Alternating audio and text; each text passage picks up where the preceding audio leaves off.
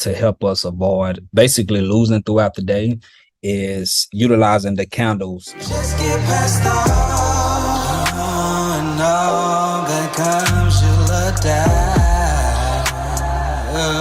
So you must get past all. What's going on, world? Escrow right here again, Simplicity Profits. Now, another key factor that I like to utilize to help us avoid basically losing throughout the day is utilizing the candles and the way that they're moving in order to know when it's time to get out of a trade.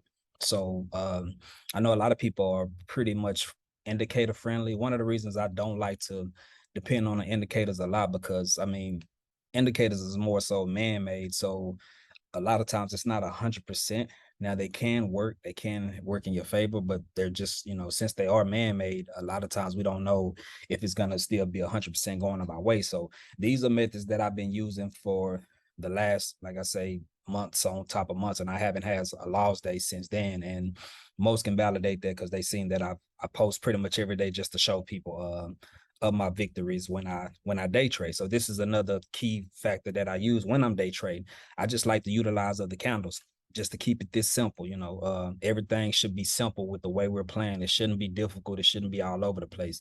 Keeping it as simple as this. If you're in a trade, which I'm getting in these trades because these candles are surpassing these other ones. When these candles are breaking and I see it running, now this candle right here, when it comes to this one, this is a possibility. It is breaking a strong line. And sometimes when it breaks, well, it's not a strong, it's a soft support. Anytime it's breaking of support lines, resistance, EMAs, etc., it can possibly pull back. So with this one, it just decided to keep going. So I was staying in this trade.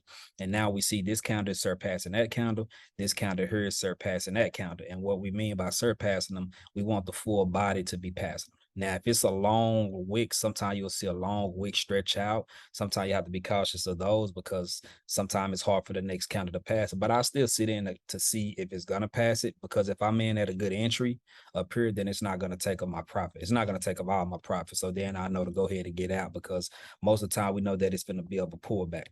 And so this is just some of the things that we want to keep in mind when we're playing, as far as if we want to stay in trades or not. And of course, you can always utilize the higher time frames, which I'll show you guys that in another video, to be able to stay in to take all of this, if you want to, throughout the day, because it was a strong run. The thing that what I want you guys to understand, that it does not do this every single day. So you won't have to be prepared in order to react to the charts when you see it do certain things like this, because it can easily pull back and reverse on you and go back against you and pretty much take of all your profit. And that's what it do a lot of times with a lot of people. So keep a mindful eye on this. Like I said, when the candles are surpassing and breaking of each other, a lot of times that's your key indicator to stay in the trade. If they're starting to pull back where they're not passing of each other, then you're in a mind state of knowing, okay, I know that this is possibly going to go against me. And sometimes it can be for a couple of minutes, just a pullback, and sometimes it can pull all the way back. And so you have to know this as a day trader. And that's what we're learning to do it yourself, so you don't have to be dependent on others when you day trade. If you guys need help with it, tap in. Link is in the bio. See you guys in the next video. Now comes your race. On your mark, get set, ready, go. Nothing's in your way. Just your mind state to procrastinate. Just get past all